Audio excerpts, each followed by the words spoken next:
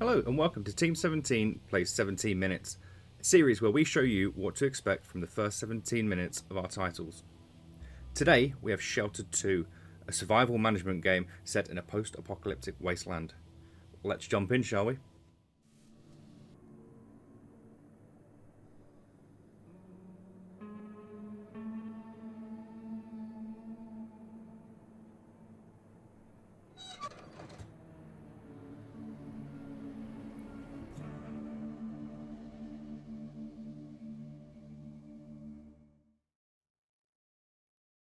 Welcome to the tutorial for Sheltered 2. You will make your way through multiple stages to teach you how to play the game. The objectives for each stage are listed in the top left. Complete the objectives to advance through the stages. I'm sure we can do that. Inspect characters needs a character avatar panel, which is down the bottom. Select Shirley and get them to eat something. So we have Shirley and we have our pantry here. Pantry objects store food. The temperature of the room will affect the rate of which the food degrades. Cold will slow it down, warm will speed it up. Each pantry is its own individual storage. You can organize them and change their names. Lovely. Select the edit icon next to the title of this panel to rename it. So we can rename it here, up the top, right up the top, but we won't do that right now. So we need to get Shirley to eat something. We need to get Patricia to drink something. And we need to get Patrick to drink something. So, Shirley, eat. We go to Patrick. We need to get Patrick to drink something. So we've got water there. And we've got Patricia, who needs to drink something. So let's check that out.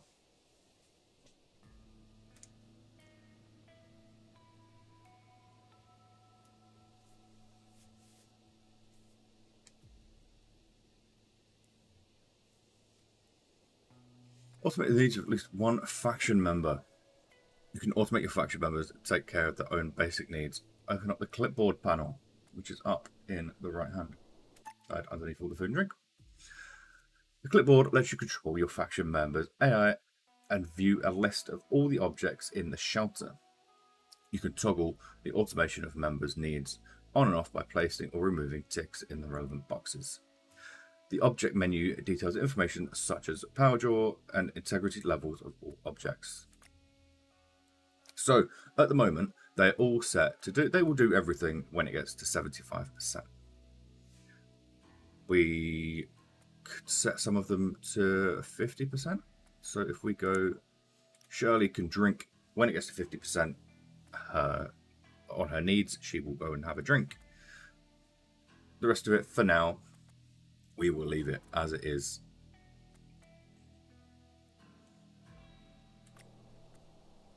Right, so repair the water collector on the surface. The water collector is over here. It's been pointed out. We will get Patricia to go and repair the water filter. The water collector, sorry. And Shirley can repair the water purifier. So this looks pretty cool so far. We've got our first level of shelter here. If we pan down, we can do that. If we go up, it shows us the top, which looks very cool. Right, so shall we get Patrick collecting stuff? Can we do like that? Okay. So, unpause the time. Plant broccoli seeds. Patrick can do that. You can grow your own food by planting seeds in planters. Highlight and left-click the seed you wish to plant. To plant it, be careful to make sure the seed's growth conditions can be met before planting. So, some of them you have to plant above ground because they need the sunlight, and then you plenty of all of them need plenty of water. Some of them you can have planters inside your shelter, which we'll check out in a little while. Yeah, plant seeds. We are currently planting broccoli, and we have broccoli seeds. Hopefully they like broccoli. But we can speed it up. Speed up time. There we go. Right, so refuel the generator. Patrick, you have fun of refueling the generator. The generator is down there in the default location. As far as I know, we can move everything around. I don't think there is anything you can't move. You just need the space to move it to. The power has gone out. Right click and select add fuel to the fuel generator. We've done that. More petrol can be located by exploring the world outside. Later you can build objects to generate power. You craft objects to help maintain the shelter and your faction's needs. Crafting a mop and bucket will allow you to keep the shelter clean. Right click the drafting table and select craft object to open the object crafting menu, and left click mop and bucket. It's that one there. It's a yeah, that's the drafting table. Craft object. The drafting table is where you craft objects for your shelter. Objects are crafted by combining different ingredients. You can unlock higher tier recipes by completing faction goals. Mop and bucket. So you need 2 wood, 1 bucket, and wool. A mop and bucket can be used to clean up dirt piles such as vomit, crafting debris, and empty food cans. Right. The integrity of crafted objects is dictated by the intelligence of the crafter. Be careful who you choose to craft. Faction goals can also boost the final integrity. And we are going to put that just over here by the generator because that's where we got a free space.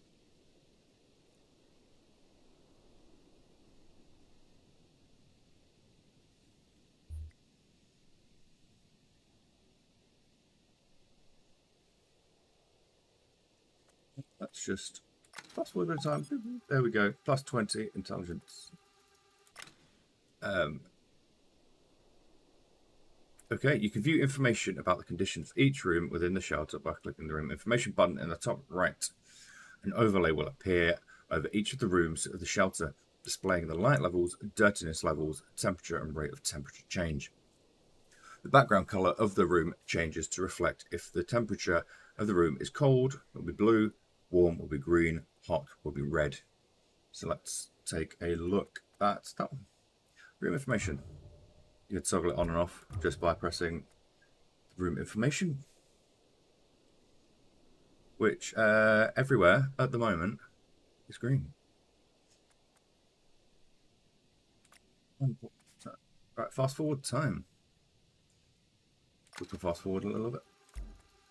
But we can also, if we do that, we can get this lovely guy over here, we get Patrick, and he can clean the shelter. Right click bucket, select clean shelter. Where which your faction member gets dirty is like to dirtiness of the room and that they are occupying. Keep the shelter clean to reduce this effect. The dirtiness level of a faction member dictates the chance they will contract. I think it makes them get ill, basically. So yeah, what's going to do? If you're missing any crafting ingredients for a recipe, you can craft most items from the workbench. Right-click workbench and select craft item. Once you've selected the item to craft, click confirm. The currently selected member will go to the workbench and craft. So Patrick, again, you are our little guinea pig. So craft item. The workbench is where you craft items and equipment. Crafted items are used for other crafting recipes such as objects and equipment. You can unlock higher tier recipes by completing faction goals. The workbench can also be used to dismantle items and equipment into base materials. Craft some cement. So we have cement, we have sand, and we have limestone, which will build up. If you don't have the ingredients, it will show here like this. So yeah, if we wanted to build glue, you would need bone and you need water. Cool, we have stuff for rope, but at the moment we're building cement. You do it there, it goes into the queue. So that, if we craft that, we're going to send Patrick over there to take a look.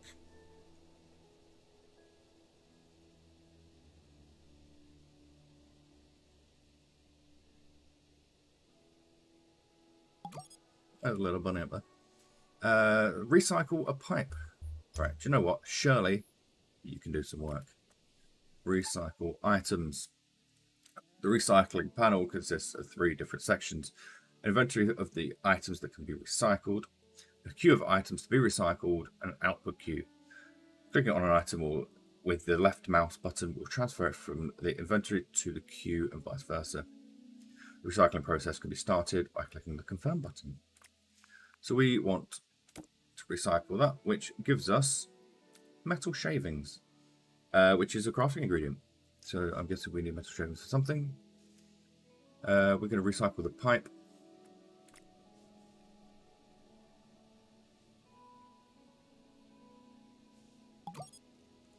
Yeah, build a dirt room. Optional, use fast forward. We can use fast forward. There we go. That gives us the optional objective there.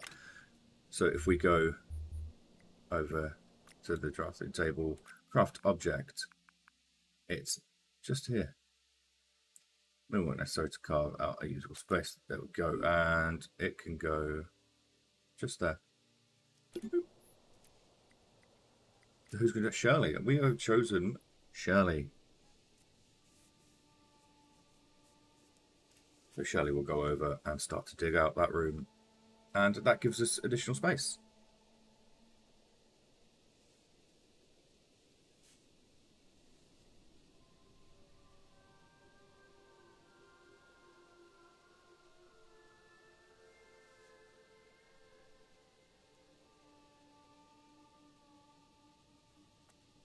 Let's speed up time a little bit, shall we?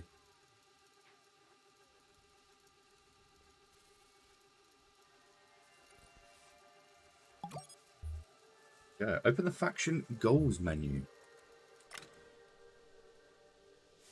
The faction has a list of goals they aim to achieve. Some are easy, others are hard. Completing faction goals provide such rewards as boosting your faction's abilities or unlocking access to extra craftables. Right, click the faction flag and select goals to see the list. So we've got up here. Faction goals panel lets you monitor the progress of the goals your faction can complete. Each goal is unique and has a certain requirements to unlock new ability for your faction. Goals with multiple stars have more than one level to unlock. So, building. We are 20%. I can craft tier 2 recipes for the drafting table. Okay. Engineering. Oh, so that one. Craft a bed, shower, toilet, stove, and a room. So we've done the room. We need to do the bed, toilet, shower, and stove, which I'm sure we could do. I don't see that being a problem, but let's take a look. So these are all your goals, which look pretty cool. Yeah. Set up an expedition party. So we're going to go out now and have a look at the world and see what we can do. So if we go over here, set up expedition. The expedition setup menu allows you to set up expedition parties to explore the world. First page lets you choose what faction members will be taking part of the party. Use the arrows either side of the members' avatar to select members. Clicking the add icon in an empty slot will add another member of the party. Click the bin item to remove them. So we're going to send out Patrick, I think, and we'll send out Patricia. We're going to leave Shirley at home because she's the leader, so we don't want anything happening to her. We will just have a quick scout around and see what stuff we can come up with. So if we go to next, you can collect resources from the world outside by sending your members out to explore. Right-click the radio itself. Expedition, that's what we've done. Once the party's been set up and confirmed, all party members will leave the shelter automatically. A party icon will appear on the right side of the screen to show their progress. Equipment. Click the page lets you select what equipment they'll be taking with them. You can change what characters you're equipping by selecting the avatar. Right-click items in storage to open a menu which allows you to move or equip items to the party. Right, so just in case, they can have one of those, and you can have one of those as well. You can take the knuckle dusters, and hopefully, if you run into any trouble, they will help. So, right, so we're not going to take anything else with us because we need maximum amount of storage in case we decide to start bringing stuff back. See what we can find. Final page lets you plan a route of waypoints for your party to follow when they leave. Right click on any hex tile to plot a route to that point. If your tile has a location on a search command, magnifying glass icon is automatically added. Left click again to remove it. Right click at a tile will display a list of available options for that tile. Plan a route back to the shelter to bring a party home. So we are going to go over here. So that's the menu. We want to go there.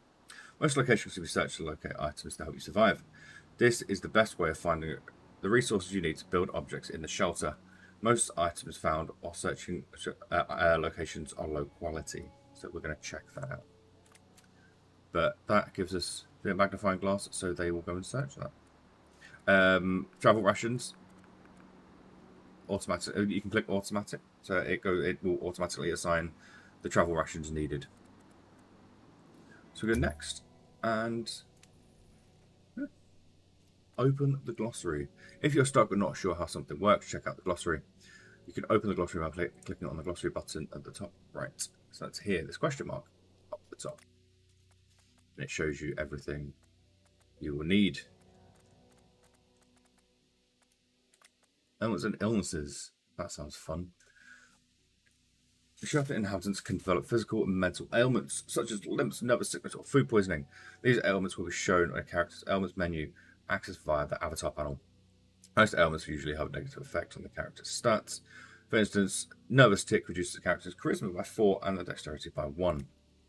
Some ailments can be cured using medicine. We have a medicine box. For example, anti-radiation tablets will cure radiation poisoning. Some ailments require certain skills and a medical bed.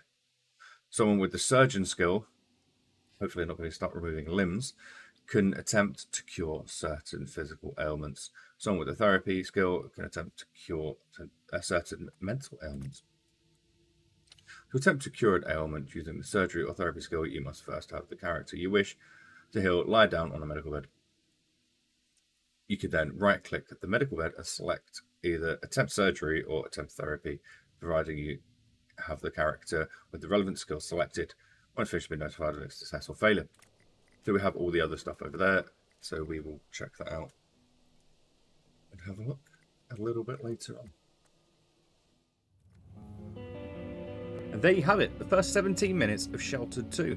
If you've enjoyed it, make sure to go check it out on Steam, and we'll see you for the next one. Goodbye.